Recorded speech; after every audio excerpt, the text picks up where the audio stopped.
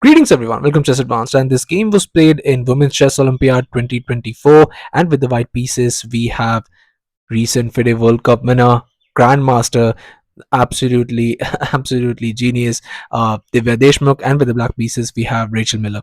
So definitely this game is going to be one insane game because it just to just briefly tell you about this, I know I'm giving a sneak peek, but the thing is that here in this game, this was a very long game, a huge grind, 75 move grind, because definitely Divya wanted to win this game. But you have to understand that even though after 75 moves, this game had an accuracy of 96% by Divya. That's absolutely insane. So I mean, let's see what she has in store for us. So without further ado, let's start with this game. We have c4 by Divya, e6, knight to c3, and d5. Going for the Agincourt defense, we have d4, a6, and the c captures, e captures, queen to b3. uh, this is Magnus's Queen's Gambit variation, and we have this c5, but here just going for this queen caps on d5, c captures, queen caps on d8, king captures, and here just knight to d5. Just nicely centralizing that knight. It looks weird, I know, but this is the best moves. There's no issue.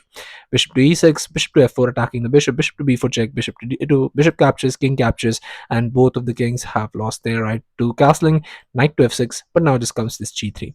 Not trading it right away, just waiting for waiting and see what black will do. Knight to c6, bishop to g2, but just here rook to e8, and we have knight g to h3, bishop caps on h3, knight captures, and here just knight to e4 check.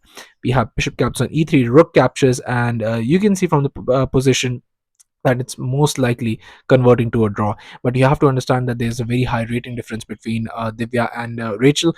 The rating difference is almost above 300 points. So when you face such an opponent, and when it's the first round of the tournament, you definitely want to try and get a win. Not because of just the rating difference, it's about that you want to you want your team to actually just move forward and get as many points as possible in a chess Olympiad. So that's also into play. So rook h to c1 was played by Divya. We have h6, rook to c5, and here just king to c7. We have knight to f4, rook a e8, and just h4. And we have f6, h5. I mean, this h5 was absolutely amazing, just annoying the opponent because you cannot actually capture it. Even if you try to go for a move like that, it just doesn't work out. We have rook to e5, just trying to go for it, but here just doubling up. I mean, not caring at all about it. King to d6, but here just we have rook to c4, and here just we have rook to b5, rook to c2, we have rook to e5 and a3. We are just waiting to see if her opponent would actually go for a mistake. Rook to g5 was played, but here just king to c1, king to e7. We have king to b1, king to d6, king to a2, king to e7, and here just king to b1. Both players are just waiting to see, because this is absolutely a dead draw. And with these kinds of positions, you want to wait and wait for your opponent to actually try and just make a little bit of an inaccuracy, so you can just pounce on and you can just get that victory.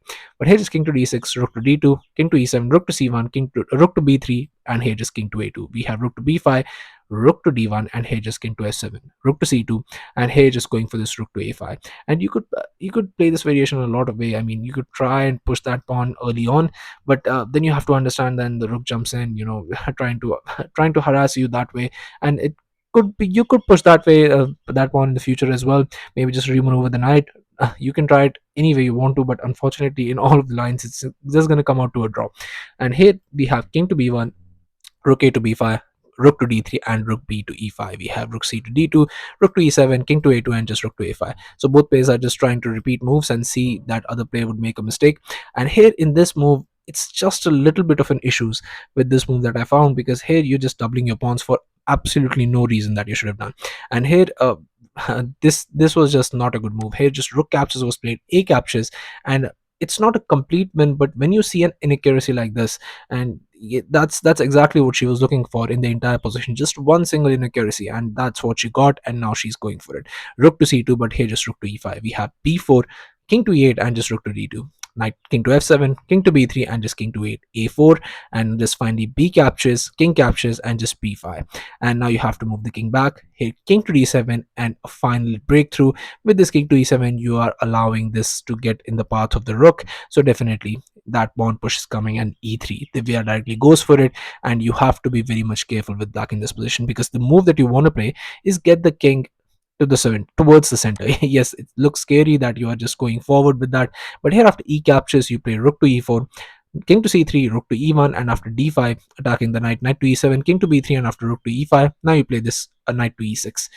Rook caps on d5, rook captures, knight captures, and knight captures. And here, just slowly but surely, you're going to push those pawns, and this knight doesn't have an escape square.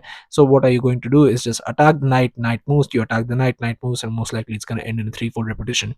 But here, after e3, here rook to e4 was played, and this changes everything, because now comes knight to e2, and now you're not able to keep in touch with that pawn for long, because you know that king is not there. You have to come there to the center to the center of the position with the king. Hey, king to c7 was played finally, but now it doesn't work. Knight captures, and here rook captures, asking for a rook trade. If you trade now, then you know this is an outside pawn, and you're going to be in a completely losing position, because you're going to be up a pawn and there's nothing black can do about it.